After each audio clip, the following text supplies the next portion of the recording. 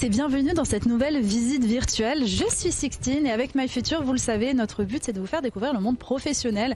Aujourd'hui, on va dans les coulisses grâce à l'UTP, l'Union des transports publics. Aujourd'hui, on se retrouve, comme vous pouvez le voir, sur le terrain chez Stretto. Alors qu'est-ce que c'est Stretto? C'est la filiale de Keolis et de SNCF qui se sont unis ensemble pour vous faire voyager à travers des trams-trains. On est tous montés déjà dans un tramway. On va découvrir un petit peu ce qui se passe derrière, donc de la maintenance, mais aussi des centres de contrôle. Venez avec moi rencontrer 3 professionnels pour mieux découvrir leur quotidien. C'est parti.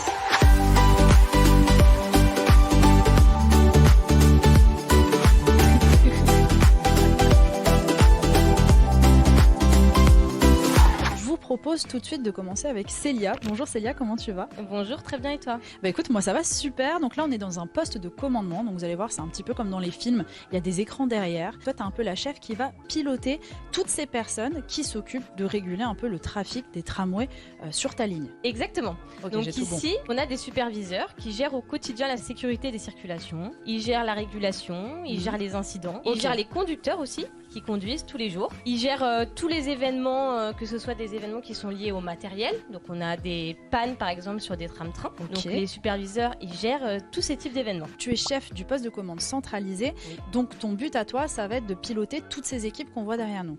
Exactement, je pilote toutes ces équipes. Je veille aussi à la bonne application des procédures de sécurité. Je forme aussi les équipes. Je suis aussi amenée à écrire des procédures de sécurité pour garantir du coup la sécurité des circulations. Par exemple, les procédures de sécurité, ça va être quoi? Est-ce que tu peux nous donner un peu une idée de ce que ça peut être? Ça peut être une procédure de sécurité en cas d'un bagage abandonné par exemple dans une rame. Donc qu'est-ce que doit faire le superviseur si un conducteur l'informe qu'il a un bagage abandonné dans sa rame? Ok, ouais, tout ça, tu vois. Et vraiment... forcément, le superviseur, après, il ne devine pas ou il n'invente pas quoi faire en temps réel. Il se fie à des procédures sécurité qui sont écrites dans tous ces livrets d'application de procédure. D'accord. Et donc c'est grâce à toi qu'on sait quoi faire, en fait. Exactement. Mais grâce à eux, exactement. Voilà. Et grâce à eux que sur le terrain ensuite le message passe bien pour que tout fonctionne comme on veut. Et tu fais des recrutements aussi. Oui. C'est super intéressant. Et justement, est-ce que ça recrute? Oui, ça recrute. On a besoin de forces vives et dynamiques. On recrute globalement des personnes que tu vas pouvoir piloter toi par la suite et qui vont être au contact avec des pilotes de tram. Exactement. Je sais pas si on appelle ça des pilotes de tram. Des conducteurs, c'est peut-être mieux. Mais c'est une équipe. La supervision ici, c'est vraiment une équipe avec les conducteurs. Les conducteurs, c'est les jeux des superviseurs sur le terrain. Il y a vraiment une relation terrain-PC qui est très très importante. Il y a une super ambiance là. Il y a même un pot d'anniversaire. Exactement. J'ai eu le droit à des petits tous les anniversaires. Derrière toi, il y a un petit fichier avec les dates de tous les anniversaires. Ça c'est trop bien. Bonne ambiance aussi. C'est important, j'imagine, pour travailler c'est vraiment, dans ce métier. Moi, ce que je veux valoriser dans mon équipe, c'est la cohésion. La diversité, c'est très très important. Et puis vraiment travailler dans une ambiance saine. On vient tous d'horizons différents, mais le but c'est l'unité et on a tous le même mot d'ordre. On veut faire rouler nos trains. Chaque service commercial réalisé, c'est une victoire pour tout le monde. On veut faire rouler des trains, mais toujours dans la bonne ambiance. Important. Et ça, justement, on va le voir par la suite avec tes collègues. On va aller sur le côté maintenance. Si, par exemple, toi, avec tes équipes, vous détectez des problèmes sur une ligne, vous allez pouvoir sortir le tram du trajet, on va dire, pour qu'il aille se faire réparer.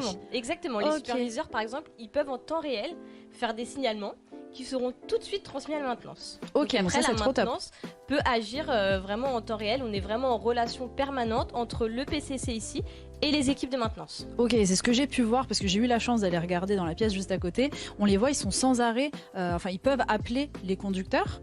Pour avoir un peu des idées, leur dire tiens, le terminus, tu le fais à tel endroit ou tel endroit, c'est ça? Ça n'a rien à voir. Tout ça, c'est déjà prévu dans l'offre de transport.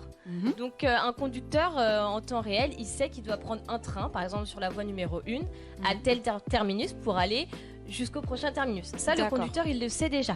Mais par contre, le conducteur, il a un rôle où il pilote en temps réel le conducteur, par exemple, en cas d'aléa. C'est lui qui va diriger le conducteur sur une autre rame, si par exemple la rame sur laquelle il conduisait est tombée en panne. Donc c'est le conducteur qui va remonter les faits au superviseur et c'est le superviseur après qui va trouver des solutions. Et c'est pour ça que parfois on peut voir des trams passer avec écrit tram sans voyageurs ou ce genre de choses, c'est quand ils doivent retourner ailleurs. Exactement, ils peuvent revenir par exemple directement ici sur notre site de maintenance. Ok, maintenant je sais où ils vont ces trams. Exactement, et c'est des vides voyageurs, donc forcément on ne prend pas de voyageurs. Et donc pour venir travailler ici, est-ce qu'il y a un diplôme à avoir? On demande un bac+2 minimum. Ok. Après, ça peut être des profils qui ont une expérience dans le domaine du transport ou au contraire des personnes qui ont une forte expérience mais dans un autre secteur d'activité. Mais ils vont pouvoir se servir de cette expérience-là pour nous rejoindre et pour... oui, s'il y a la motivation. Oui, et tout de suite arriver, ok, parce que quelles sont les qualités à avoir du coup? Je dirais l'autonomie, parce qu'il faut savoir prendre du recul sur les situations. Le sang-froid, parce que là, par exemple, c'est calme en ce moment, mais des fois... il y a des hautes tensions. Au PCC, en cas d'incident, les superviseurs, ils sont partout. Donc du sang-froid. Qu'est-ce que je pourrais vous dire d'autre? Je dirais de la rigueur. C'est un métier de sécurité, il faut pas l'oublier.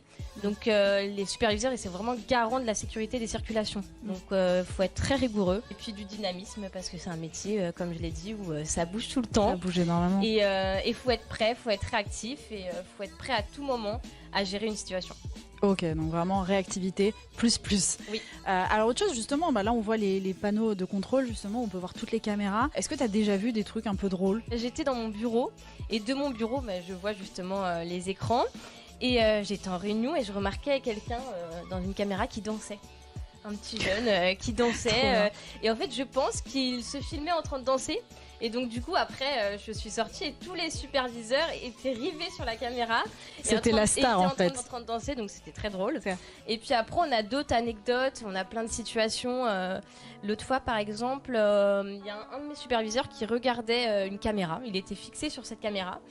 Et il a vu un voyageur tomber. Et donc il a tout de suite réagi, il a appelé les secours, il a demandé à des équipes qui étaient dans les bureaux à côté de venir tout de suite sur le quai pour lui prêter assistance.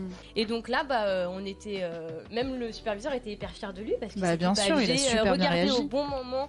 Et j'ai bien réagi et j'ai peut-être sauvé la vie de quelqu'un.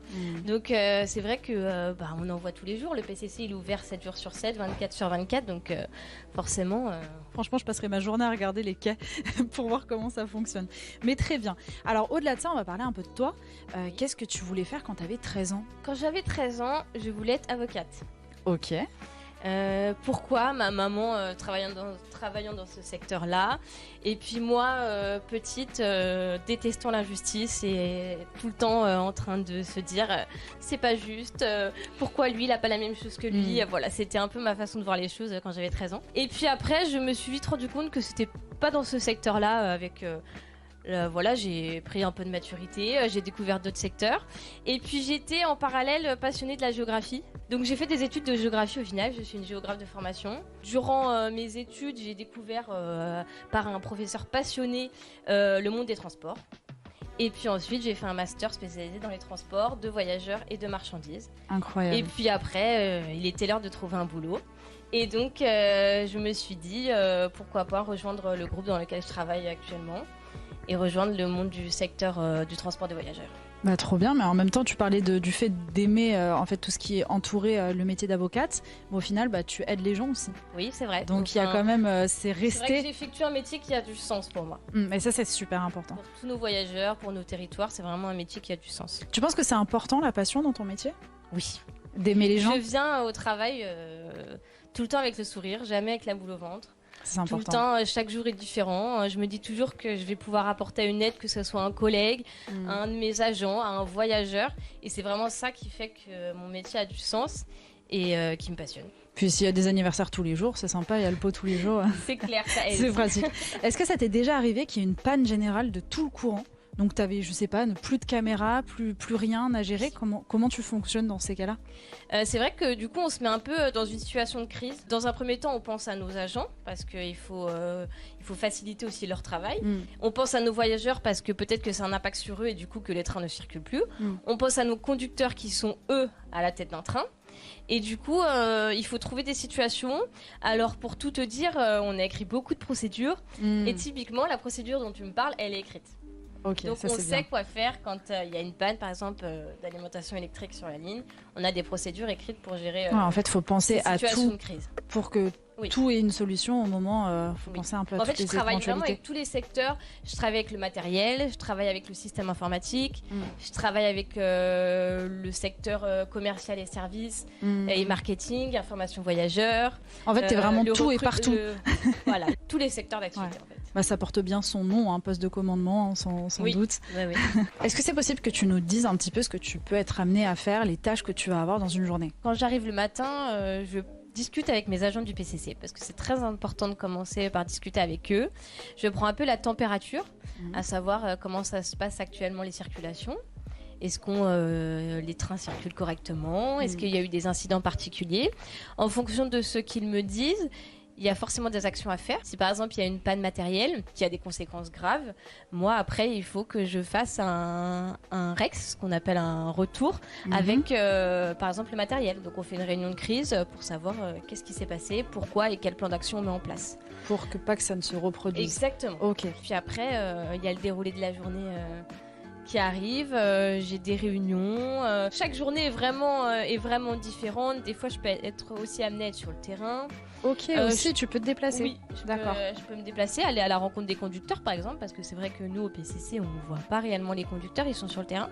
Donc je peux par exemple aller sur le terrain, je peux aller à l'atelier pour faire des réunions avec la maintenance. Et puis des fois aussi j'ai besoin d'être dans mon bureau. Pour écrire des procédures, pour préparer des réunions. On fait aussi des réunions avec les superviseurs. Donc c'est très important aussi de les préparer. Et puis il y a de la formation, il y a tout le temps des mises à jour à faire sur des tu t'ennuies process. pas, Chaque journée est différente, je m'ennuie pas. Et justement, tu parlais des procédures, notamment de protection. Donc là, on est vraiment à Noisy-le-Sec. Oui. On a à côté les services de maintenance qu'on va découvrir dans quelques instants. Il y a des EPI, ce qu'on appelle, Oui. donc des équipements Oui. individuels de protection. Oui. Je l'ai dit un peu à l'envers, je crois. Équipement de protection individuelle, mais c'est pareil. Exactement. Est-ce que c'est vraiment une obligation de les porter et pourquoi on les met en place? Oui, c'est vraiment une obligation de les porter. Alors pas au PCC, comme tu l'as vu, les superviseurs au PCC ils ne portent pas les EPI. Ici, on n'a pas besoin de s'habiller en orange. Voilà. Mais par contre, quand on est sur le terrain, on est face au risque ferroviaire au final. Et donc on doit se protéger pour être visible. Parce que comme vous l'avez vu, les EPI ils sont orange. Et donc du coup, il faut être visible pour pouvoir par exemple cheminer dans les emprises ferroviaires en toute sécurité. Ok, donc je vais être obligée de m'habiller en orange avec les Exactement. chaussures, les Si chaussures. tu es amené à être soit dans l'atelier, soit dans les emprises ferroviaires, tu dois être muni de tes EPI. Forcément, la sécurité avant tout, je vais devoir y passer. Exactement. Donc tes journées sont très bien remplies de ce que tu me dis. Oui. Tu disais tout à l'heure que c'était 24 heures sur 24 cette surveillance. Comment ça fonctionne toi, tes horaires? Mes horaires sont plutôt des horaires de bureau. Mhm. J'ai pas réellement d'horaire. Je m'adapte aussi en fonction de l'exploitation. Par exemple, s'il y a des événements majeurs très tôt le matin ou plutôt tard le soir, je peux amener à être présente pour être au plus proche de mes équipes. D'accord, donc c'est modulable, tu peux changer un Voilà, peu. c'est modulable. En revanche, les superviseurs, ils ont des horaires définis. Ils sont en 3 bits sur la plage horaire 6-14. Qu'est-ce que ça veut dire tout ça? 14-22h et 22h, 6h du matin. Ok, et ils tournent ou c'est... C'est des roulements. D'accord. Dans leur planning, ils ont des roulements. Donc un superviseur qui va être cette semaine par exemple sur des services de nuit, donc de 22h à 6h. Ensuite, il va avoir 2 ou 3 jours de repos. Puis ensuite, il aura une autre semaine où par exemple, il sera d'extrême matinée. Comme certains travaillent de nuit, j'imagine qu'on est mieux payé. Ils sont payés comme travailleurs de nuit. Donc ils ont des primes prévues à cet effet. Donc forcément, leur salaire varie. Quand ils sont de journée, quand ils sont d'extrême matinée ou quand ils sont de nuit, entre 2300 et 2800 euros. Net? Oui. Ok, super. Bah, merci beaucoup Célia d'avoir partagé avec nous un peu ton quotidien. Juste après, on va aller voir la maintenance. Il va falloir que je mette les fameuses EPI. Donc je vais m'habiller. Merci encore et puis bonne continuation à toi. Merci beaucoup à toi pour l'échange. Avec Et plaisir. vous êtes les bienvenus au PC. Ah, merci bien. Allez, venez avec moi, on va découvrir tout ça. Et on se retrouve maintenant avec Fabrice, qui est chef d'équipe maintenance infrastructure. J'ai pas fait de faute, jusqu'ici on est bon. On est tout bon. Bon, super. Donc tu vas nous expliquer un petit peu quel va être ton rôle en fait, à quoi sert ton métier? Mon métier, en fait, il sert à garantir une bonne maintenance sur nos infrastructures. Infrastructure, je le rappelle, c'est tout ce qui est l'équipement qui peut permettre au train De passer. De passer. Tu vas t'occuper de la maintenance. Donc maintenant, c'est vérifier que tout fonctionne bien autour justement des infrastructures qui entourent un train. Donc ça peut être les rails, ça peut être les panneaux de signalisation, ça peut être les feux, mais ça peut être aussi l'alimentation électrique qui permet au train d'avancer. La caténaire. Qu'est-ce que c'est en gros? C'est ce qui La permet... caténaire, c'est ce qui permet d'alimenter le train. D'accord, En ok, et de le électricité. faire avancer. Voilà. Bon bah super, vous avez appris un mot. Dites-moi dans les commentaires si vous le saviez, parce que moi je ne le savais pas du tout. Comment ça s'organise une journée dans ta vie? Tous les matins, on se retrouve avec les équipes, les opérateurs, techniciens. On fait un point sur la situation de la journée et sur ce qui s'est passé la veille. Et à la suite de ça, on délivre les missions aux agents. Et ils partent sur le terrain, faire soit de la maintenance, soit du correctif. Ok. Sur les infras. Infrastructure. Oui. Du coup, d'accord. Et toi, tu es chef, donc ça veut dire que c'est toi qui les envoies sur les missions? Oui, tout à fait. On Super. suit un plan annuel de maintenance. Donc on doit établir tout au long de l'année. S'il y a eu des pannes entre-temps, on nous a remonté des pannes, on envoie les agents sur les interventions. Ouais. C'est grâce à toi qu'il n'y a pas de panne dans les trains. On fait en sorte que le train soit le plus fluide possible. On garantit que le voyageur peut prendre son train à l'heure. Tu vas être surtout sur le terrain ou est-ce que tu vas plutôt être au bureau? Alors moi j'ai la chance de pouvoir faire les deux. À la fois au bureau pour planifier les roulements, pour faire de la recherche schéma aussi. La recherche schéma? De la recherche schéma sur des pannes techniques. On est un support pour les équipes, c'est-à-dire que si à un moment donné l'équipe est bloquée sur une situation, on est amené nous à pouvoir les diriger. D'accord, et les aider orienter, à hein. résoudre en fait les problèmes qu'ils peuvent rencontrer. Oui, voilà. D'accord. Quelles sont les qualités à avoir en fait pour faire ton métier globalement? Il faut avoir de bonnes bases en électricité. Ok, donc c'est Déjà, un voilà, plus parce qu'on est technique. toujours rallié à du fonctionnement électrique. Donc c'est vraiment une base d'avoir Caténaire justement. des notions, voilà, courant faible, courant fort, puisqu'on intervient aussi sur tout ce qui est système vidéo, sono et les D'accord. bandes d'information aux voyageurs. Donc tout ce qui permet aux voyageurs de pouvoir être serein et de voir dans combien de temps le train arrive. Ok, grâce à toi ça fonctionne bien. On essaye, oui. Ok, trop Jusqu'à bien. présent, ça fonctionne bien. Alors ensuite au niveau de tes études, comment ça s'est passé? Est-ce qu'il y a un diplôme à avoir pour faire ton métier? Diplôme spécifique, déjà le bac, c'est bien d'avoir Ok. le bac. Bah, pour ma part, je suis plus sur la tranche ancienne. Donc j'étais passé par un CFA, BEP électrotechnique et CAP d'installation équipement électrique. Tu étais déjà spécialisé dans tout ce qui allait être électricité, etc. Voilà. Donc ça a pu t'aider Ouais. pour rentrer. Donc est-ce que c'est quelque chose que tu peux par exemple conseiller aux jeunes qui nous regardent qui aimeraient travailler là-dedans, ou est-ce que juste avec le bac déjà on peut être formé sur le tas après? Alors le bac permet d'avoir des bases. Après, se spécialiser un peu plus, oui, dans le domaine électrique. Alors autre question aussi, parce que c'est vrai que tu t'occupes des infrastructures, donc notamment des rails. J'imagine qu'il t'est déjà arrivé des petites anecdotes.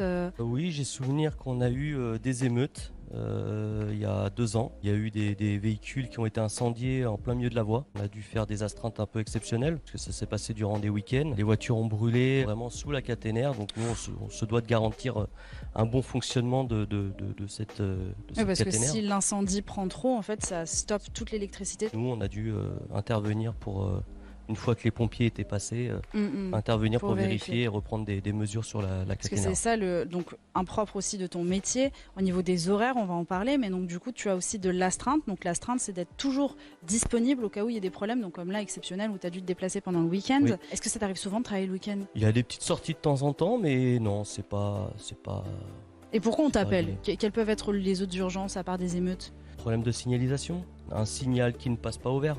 Ça peut être un appareil de voie qui ne tourne pas, qui est bloqué, ou problème mécanique dans quel cas on doit intervenir. D'accord. Voilà. Et au niveau de tes horaires, quels sont tes horaires? De 8h30 midi, Mm. on a une coupure de 1 heure. On reprend à 13h et on finit à 17h15. C'est des bons horaires. Oui, c'est horaires de bureau. hein. Si on oublie l'astreinte qui peut nous réveiller le week-end. Au-delà de ça aussi, on va parler d'autres choses. Je sais que vous le demandez énormément dans les commentaires. On va parler du salaire. Est-ce que c'est possible d'avoir une fourchette de salaire? Le technicien de base, 1900 €. Ok. Voilà, c'est vraiment la base. Après, voilà, selon les compétences de l'agent et les formations qu'il va acquérir, on peut augmenter la fourchette qui peut aller de 900 2000 €, sachant Ok. que derrière viendra se greffer en plus les astreintes. Puis j'imagine que les grilles de salaire, elles changent aussi en fonction de ses expériences, son bagage, les années aussi d'expérience dans C'est ça. l'entreprise. Plus vous avez de compétences, plus ça monte. plus ça monte. Voilà. Donc ça donne envie de travailler. Est-ce que toi, tu as envie d'évoluer au sein de ton poste? Oui, bien sûr. C'est dans les projets, quoi. Il y a l'opportunité, mais on attendra le bon moment. Tu parlais tout à l'heure du fait que tu étais amené à travailler parfois dehors, qu'il pleuve, qu'il vente, etc. Est-ce qu'il t'est déjà arrivé des petits soucis, par exemple glisser sur des rails ou tomber, ou des collègues qui sont déjà tombés? Alors je rappelle que pour travailler sur les infrastructures et dans le domaine ferré, on doit porter des EPI. Exactement, parce qu'on a là. On en Voilà, a parlé les rapidement chaussures. avec Célia juste avant, mais effectivement, c'est important de le repréciser. Il faut que l'agent soit visible par le conducteur. Donc une tenue haute visibilité s'impose. Même la casquette, La casquette pour les ateliers, ouais. ça c'est pratique. Voilà. Nous, on Ok. ne la porte pas sur le terrain, mais dans les ateliers, il le faut. Et vous n'avez pas de casque sur le terrain d'ailleurs? Alors si, on a des casques quand on intervient sur la caténaire, quand on utilise un camion nacelle. Donc dès lors qu'on travaille en hauteur, on Bien a sûr. des harnais de sécurité, Pour être les protégé. casques, lampe frontale, on est Ah bien ouais, la équipé. totale quoi. On est bien équipé. Trop bien. Qu'est-ce que tu préfères faire dans ton métier toi? C'est vraiment un métier polyvalent. C'est ça qui est intéressant dans ce métier-là, c'est que on ne fait jamais deux fois la même chose. Et même si on intervient sur des interventions, elles peuvent être différentes. Vraiment, c'est jamais la même panne. C'est ça qui me plaît, moi, c'est cette polyvalence. La partie technique avec les agents sur le terrain me plaît. La partie études, planification, c'est dans sa globalité, moi ça me... Et ça aussi, ça prend du temps, non, de planifier un petit peu ce que tout le monde va devoir faire Il faut tout au long de l'année. faut être bien organisé. Ouais. Ouais. Ah bah tiens, Et rigoureux. une autre compétence. Il faut être rigoureux aussi, mais c'est réalisable. Donc, Avec l'expérience, ça vient tout seul. Est-ce que tu as un dernier mot pour les jeunes, pour les encourager à venir te rejoindre? c'est un très beau métier. Je vous invite à le découvrir et il y a beaucoup de choses à apprendre. On en sort avec plein de compétences. Je vous invite à venir découvrir ce métier. Trop bien, bah écoute, merci beaucoup et on va tout de suite découvrir un autre métier, celui de Josué, qui est un de tes collègues on va dire, sauf que lui il va s'occuper de la maintenance des tram-trains. Donc on va découvrir tout ça, en tout cas merci beaucoup, on ne dérange pas plus longtemps et vous venez avec moi, on va voir ça.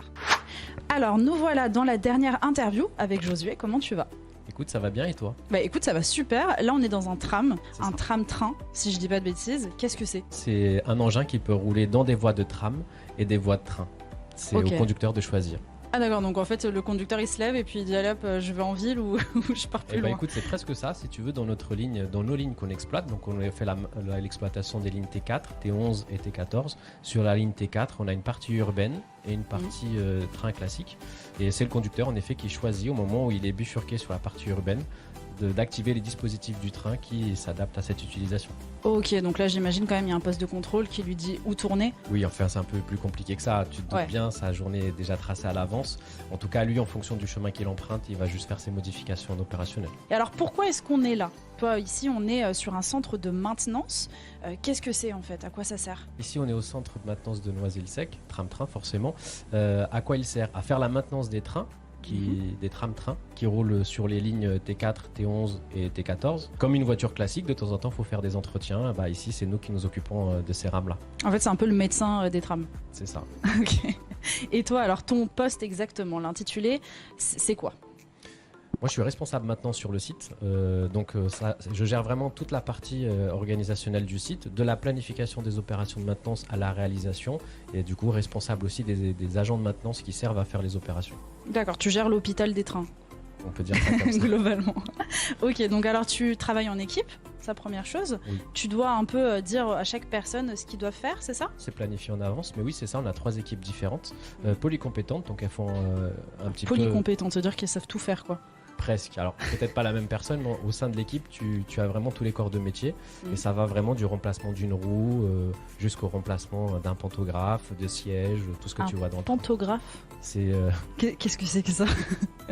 le pantographe, c'est justement le bras qui sort du train et qui va toucher la caténaire, donc la ligne que tu vois en haut, La haute tension, c'est ça. le truc qu'on nous dit qu'il faut pas toucher sinon problème. Bah, le pantographe, lui, il peut.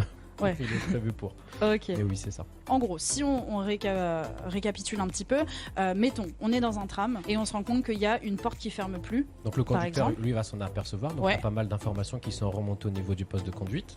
Il va informer la partie exploitation, notamment Célia. Qu'on a vu tout à l'heure. Et elle va créer une fiche où elle va nous transmettre toutes les données techniques pour que nous, on puisse intervenir derrière pour réparer.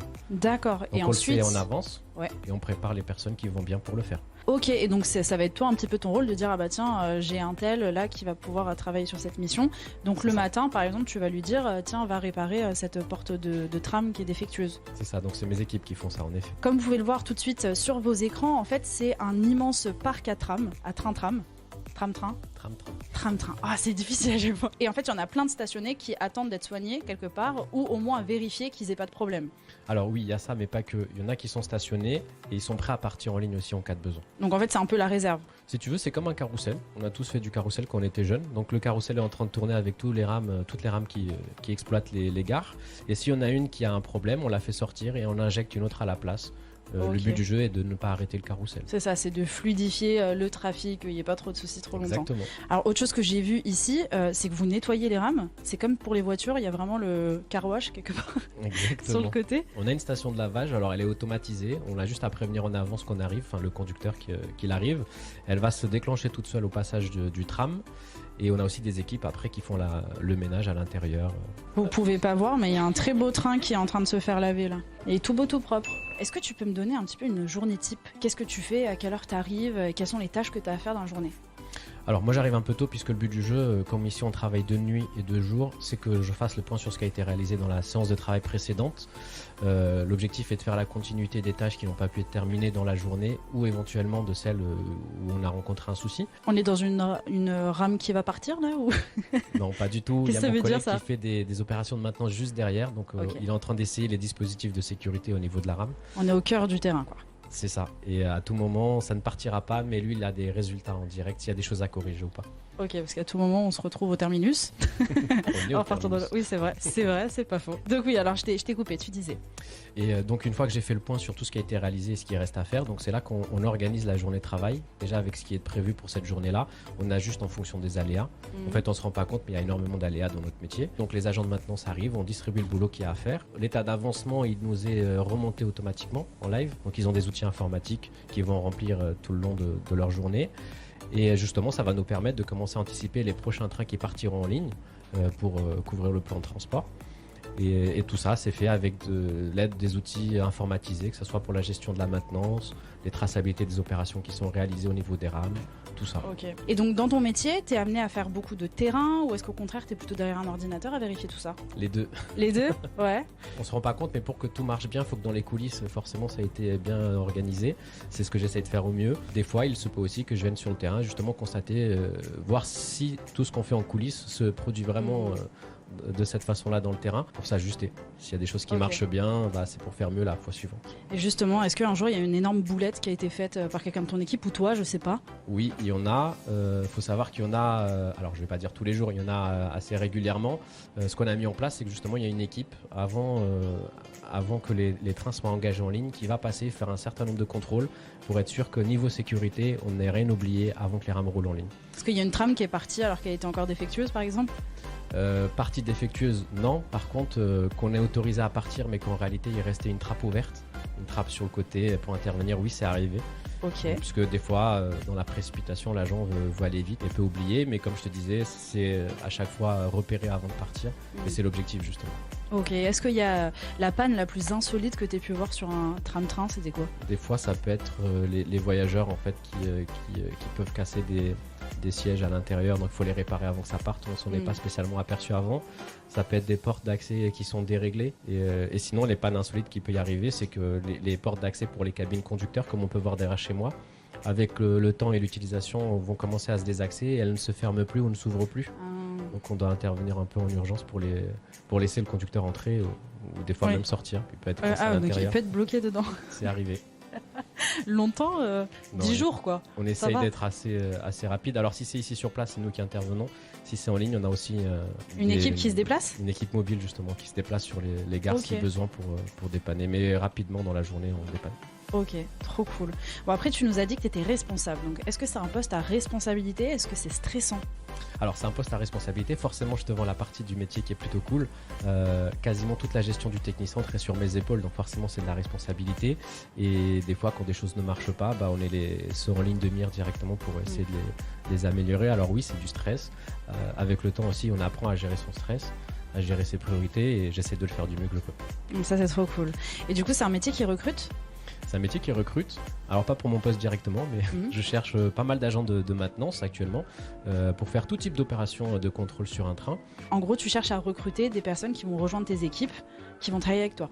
C'est ça, qui vont travailler avec moi. L'objectif étant qu'on puisse intervenir pour faire les opérations de maintenance. Ça peut être remplacement d'une roue, comme une voiture, donc il y a un système de freinage, donc il faut le remplacer, le contrôler.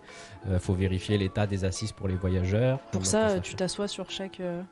Alors, siège. non, c'est un contrôle plus rapide. On fait une marche assez rapide tout le long de la rame, et s'il y a des sièges qui sont abîmés, on les repère, et ensuite on va chercher les assises qui vont bien pour remplacer. Ah oui, oui, d'accord, Ça directement, se ça se remplace. On dirait pas. Oui, enfin, non, si, celui-là il est magnifique, hein. Dis-toi que c'est pas un des récents, c'est un qui a déjà un certain âge, mais plus, tu vois qu'on s'est bien entretenu, ça a tendance à bien carrément. Pour en revenir un peu à toi aussi, est-ce que tu as toujours rêvé de faire ce métier?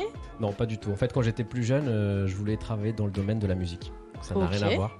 D'accord. Et je suis tombé dedans comme ça.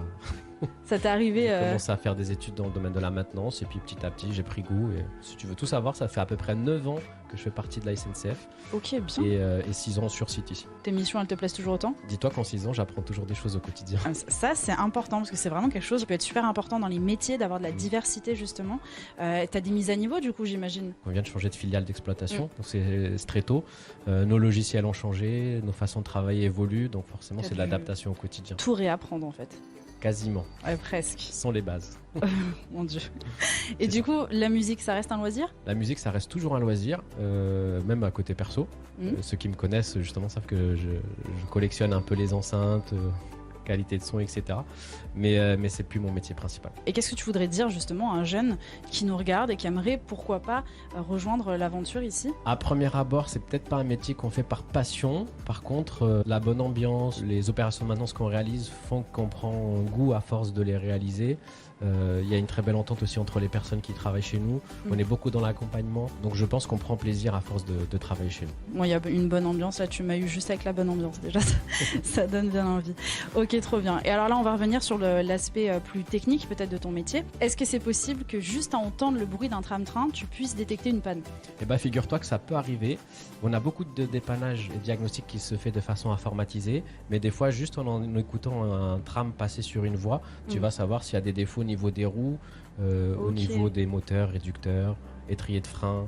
Je te parle de termes techniques. Ouais, en fait, c'est un petit peu comme un mécano de voiture, en soi, tu l'entends. De la même façon que tu emmènes ta voiture au garage parce que tu as un bruit un peu bizarre, chez nous aussi. Et généralement, avec l'expérience, on arrive un peu plus à savoir si ça vient de la toiture, de la fosse, vers quel côté de la rame, et on vient identifier l'organe défaillant. Ok, est-ce que ça t'arrive du coup d'avoir un peu la déformation professionnelle, c'est-à-dire tu voyages, il y a un tram qui passe à côté de toi, et tout de suite tu dis il y a ça et ça qui ne va pas? Oui. Ouais, ça t'arrive. Régulièrement, je prends le train, donc la ligne E pour pas la citer. Et oui, souvent, sans le faire exprès, en fait, tu as un regard qui vient s'éduquer et tu viens regarder des choses justement parce que tu as été sensibilisé dans le cadre du travail. Tu peux tout voir directement. C'est ça. Ça, c'est pratique. Quelles sont les études à faire et quelles ont été les études que tu as faites toi? Alors, on peut embaucher chez nous de bac jusqu'à bac plus 2, généralement faire de la maintenance, on ne recherche pas plus. Les spécialités, on peut avoir de la maintenance industrielle, plutôt axée sur de l'électricité ou de la mécanique, peu importe. Après, on cherche aussi des personnes qui sont volontaires et motivées à travailler. Et pour ma part, moi j'ai un bac plus 2, un BTS, donc en maintenance industrielle. D'accord, c'est un plus, mais en soi, on recrute aussi à la motivation. Et puis maintenant, parlons salaire. Est-ce que c'est possible d'avoir une fourchette de salaire pour avoir une idée? Alors oui, on peut avoir une fourchette de salaire, mais il faut savoir que tout dépend aussi d'expérience de chacun. Mais en tout cas, les salaires chez nous débutent à peu près aux alentours de 2 400 €. Et en fonction d'expérience de chacun, les diplômes, ça peut varier. Ok, et l'utilisation aussi. Il faut savoir qu'on travaille de jour, de nuit, on peut être amené à faire des astreintes aussi, donc le salaire va évoluer justement en fonction de ça. D'accord, donc astreinte, c'est rester disponible à tout moment. On peut t'appeler pour un gros problème, il faut que tu viennes te déplacer pour le résoudre. Oui, samedi et dimanche, s'il faut. Noël aussi. Ah ouais, ça c'est un peu moins sympa là. Mais c'est cool, en même temps t'es bien payé du coup quand tu fais ça. Bah forcément, tu es payé en intervention d'astreinte. Ok, bon, ça c'est le petit bonus. Qu'est-ce qu'on peut souhaiter pour la suite? Beaucoup de réussite et beaucoup de rames sur nos lignes. Ok, bah écoute, c'est ce que je souhaite. Je te laisse continuer ton travail et merci d'avoir répondu à toutes nos questions. Merci, belle journée à toi. Merci à toi aussi. Et puis nous, on se retrouve bientôt pour un live métier, une visite virtuelle ou encore un atelier. N'hésitez pas à regarder sur notre site internet pour avoir une information sur absolument tous les prochains événements à venir. J'espère que vous avez appris beaucoup de choses aujourd'hui. Moi, en tout cas, je ne savais pas que c'était une aussi grosse organisation derrière les tram-trains. Si vous aussi, vous ne le saviez pas, n'hésitez pas à nous le dire en commentaire. On vous invite à nous retrouver très vite sur MyFuture et je vous souhaite une bonne journée. Salut à tous.